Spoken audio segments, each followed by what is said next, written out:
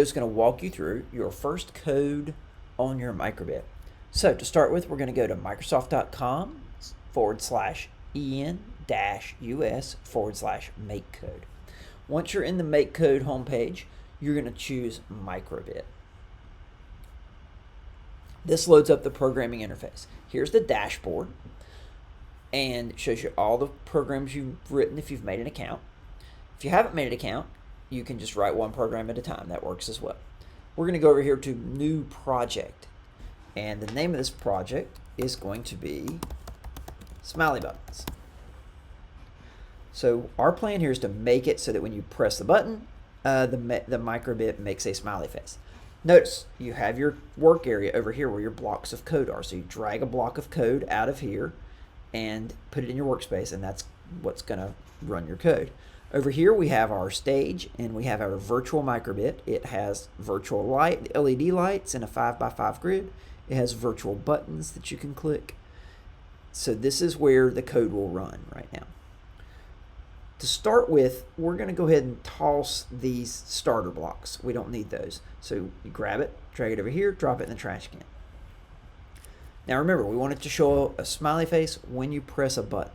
So first thing we need to do is an input. Pressing a button is an input.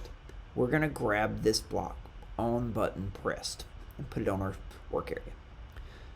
Okay, it's already set to button A, which is what we want, and we want it to make a smiley face. So how do we get the lights to light up in a smiley face? That is under basic. We're going to start and make our own smiley face here. So we're going to show LEDs. You'll notice this has a 5x5 grid, just like the 5x5 grid here. And so whatever squares you click, those LEDs will light up in that pattern. So there's our smiley face. So we've got a complete code here. Let's see if it works. We're going to press button A, and we should get a smiley face. From here, we can improve the program.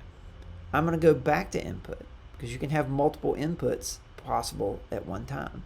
I'm going to grab another on button pressed, but this time I want it to be button B. Okay, you'll notice when I had it on A, it was grayed out. That's because you can't have two inputs that are button A. It won't know which one to do. But when we press change it to B, then it's allowing us to do it. I'm going to grab another LED grid. This time we want a different output. So we're going to make a frowny face.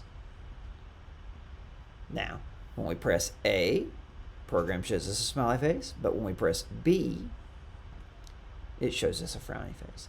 From here, your students can continue to work the code and improve it. For example, you could get another input and make it A and B, so that when they press both buttons, something else happens. Or they could make a sound happen. It plays tones. So it could be when you press A and B, it'll play some sort of music. There are a lot of different possibilities. Definitely worth letting your students test it out and try new things. So that's your first example of code.